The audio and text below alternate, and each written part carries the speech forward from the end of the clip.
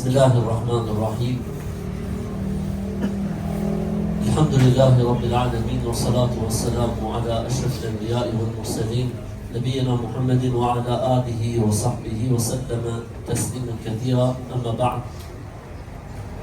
Allahu jalla jalaluhu falenderojmë mirësitë, bekimet, mëshira e Zotit, qoftë mbi dashurin e Tij dhe dërguarin e Tij Muhammedin sallallahu alaihi wasallam, se rëmicim ata besimtarë dhe ato besimtare që ndjekin dhe pasojnë rrugën e Tij deri në ditën e Kiametit.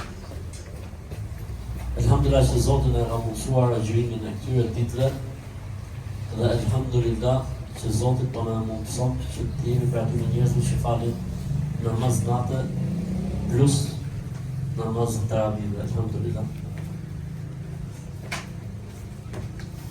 Ndërkohë që po lexojmë ajetet e surave që i lexojmë, ka momente, subhanallah, shumë interesante dhe ndër momentet më interesante që u lexojmë ishte fakti që i Madhi Zot ju bën thirrje jo besimtarëve, të cilët e kanë shumë problem faktin se ka ringjallje dhe ka botë tjetër. E Zoti Allahu Jalla Jalaluhu ju thot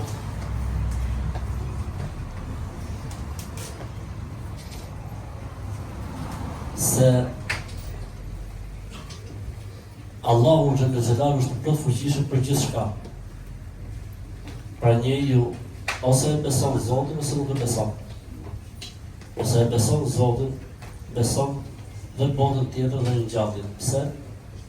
Se nësa një është Zot në vërtet, si që duhet besuar si Zot, s'ka Zot në diçka që se pën tot. E përderisa Zoti ka njoftuar se njerëzit do të ringjallin dhe i herë, do të dalin përpara Tij në dhomë llogari, atëherë s'ka pse njeriu të çuditet për kësaj gjëje. Nuk ka pse njeriu të çuditet dhe të habitet për kësaj gjëje. Për këtë arsye, Allahu i fton njerëzit me meditojnë në krijimin e parë.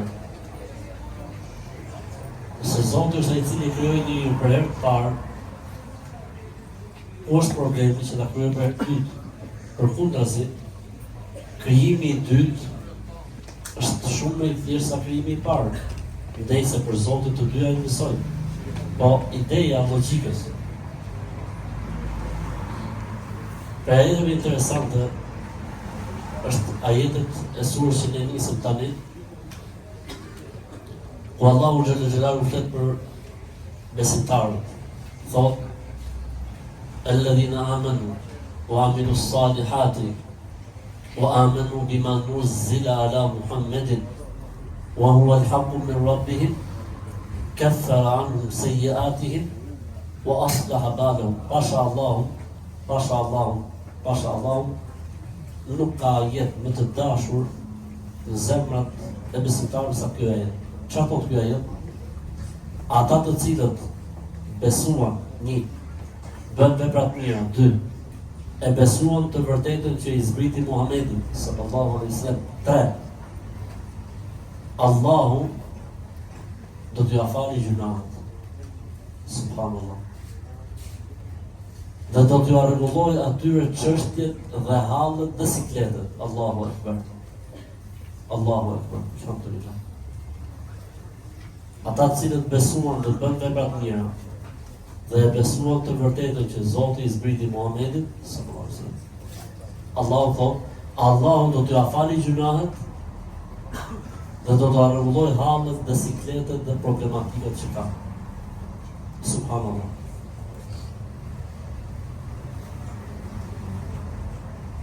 Sikur mos kishte asnjë ajet tjetër kuranor për mirësinë e Zotit ndaj nesh.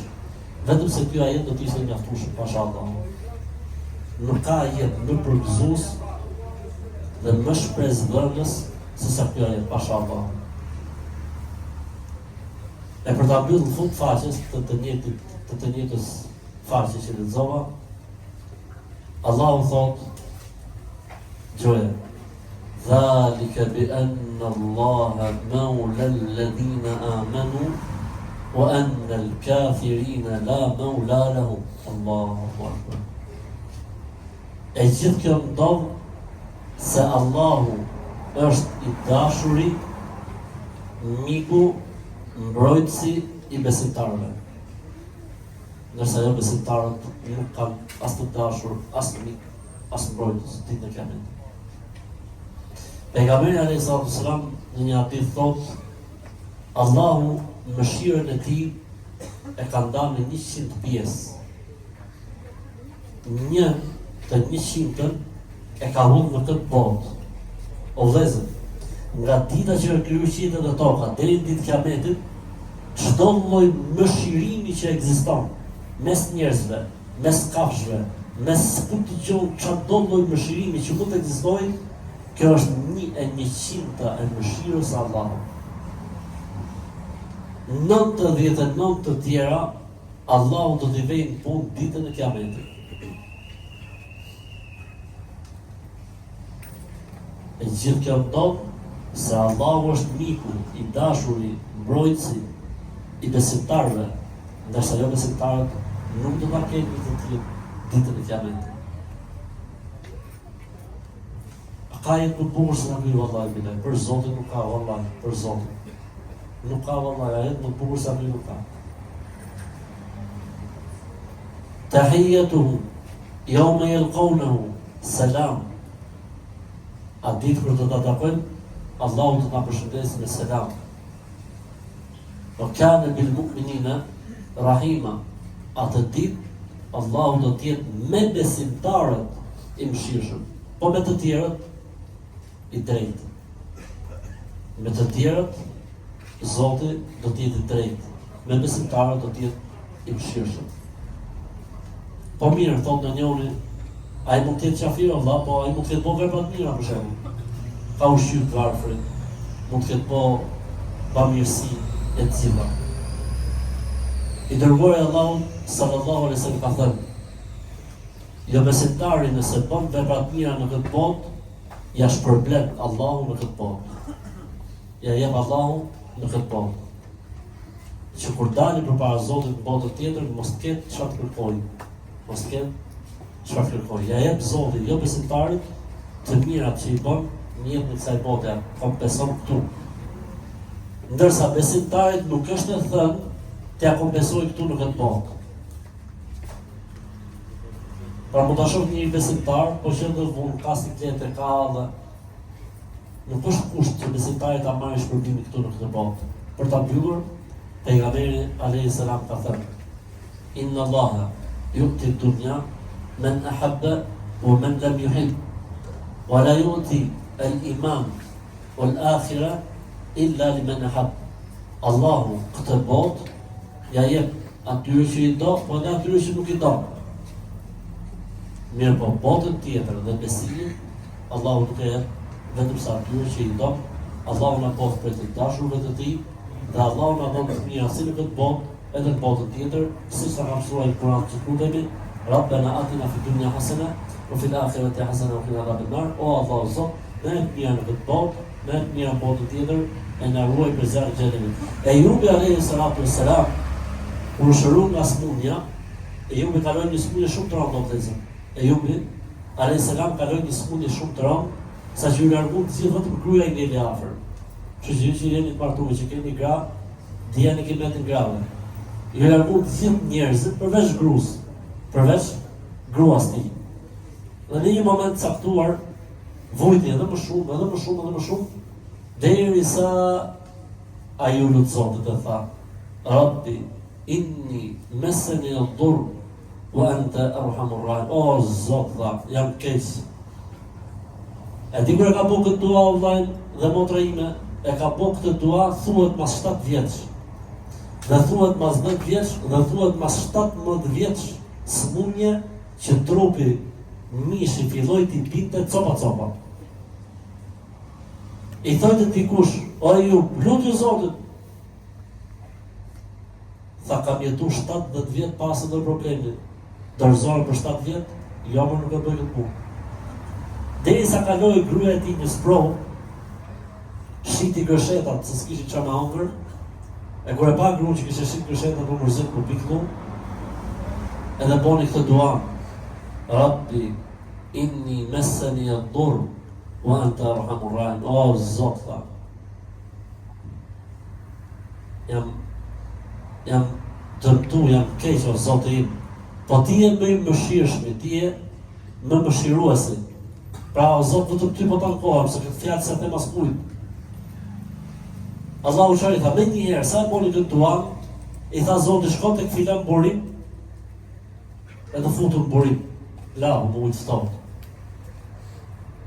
E boni ju, i gjujti burimin, fut në ujtë ftohtë, u la, u pastru si kur nuk kishte asnjë gjë. Mirë, i kishin vdek fëmijët, kishin humbur pasurinë, i kishin vjedhur vetëm gruaja pa gërsheta. I tha Zoti Xhelal Xhelalu, Ajub, tha po Zot, dilte nga e ara tani, shtyse burimin, dilte nga e ara. Dhe filloi Zoti i mund të zbresi nga qielli, thot hadithi, karkaleca florin, dhe karkaleca serne, fidda, argjenti, si s'kom këtë fjallë ashtë. Filloi Ajubi a.s. të imblen. A i shumë lodhi Ajubi, sa që ju rënu roba e ju rënu qarkiste. Edhe, ndërkohë që po mblidhte, po i grumblonte, i tha Zoti, o Ajub, qetësohu. Tha, o Zot, është mirësia jote, si ta lej mirësinë tate. Përderisa ti më ke pru, nuk e lej dot. Dhe kështu, Ajubi a.s. po shumë mirë, dhe e thot Zoti, ja kthym edhe një herë, thot. Fëmit, ja kthym edhe një herë pasurinë, madje dy fishin e asaj që kishte përpara se tu smute. Du më thonë që ne i lutemi Zotit edhe për të mirët e kësaj bote, pavarësisht se besojmë se më e mirë që do të marrim do të jetë në botën tjetër. Tha pejgamberi sa në një hadith, kjo botë tha për besimtarin që si burg, besa për jo besimtarin që është si parajs. Edhe takohet njerë një hebre i Egyptit me Ibn Hajar Asqalani. Ibn Hajar Asqalani ishte kryetari i gjykatës lartë. Do thonë, kur lëvizte Ibn Hajari në Egypt, kishte një eskort ushtarë që rushin parë dhe mbrapa. E ky hebreu ishte lyer i shkëti gjithë vaj, ishte raskapit, edhe e naloi i dite Imam Ibn Hajari në rrugë. I tha, ta bëj një pyetje. I tha, po, bëjru. Tha, ju muslimon të thoni që profeti juaj ka thënë, kjo botë për besimtarin është burg, për jo besimtarin është parajs. Faktikisht po ndodhe kundërta. Unë jam jo besimtar sipas jush, e po vuj s'po shoh ditë mirë në sy, dhe zati dha jem besimtar, po jeto si mret. I tha Ibn Hajari këti, i tha, gjëri tha, faktikisht, kjo që jeti tani, që s'po shet ditë partë në sy, ka asim me xhehenemin është xhenet. Dhe sa kjo që përjetoj unë, dha, që duket ju sigur i përjetoj si mret, po ta krahasoj, tha, me xhenetin është sigur me qenë burg, sigur me qenë xhehenem. Që je mirë kështu ta se pranoj Islamin, se s'ke gjatë të rezi. Elhamdulillah që Zoti na udhëzoi në Islam, elhamdulillah që Zoti po na mundson që ta gjërojmë e të falim namaznate. Allahu na pranon duat tona dhe lutjet tona. Amin.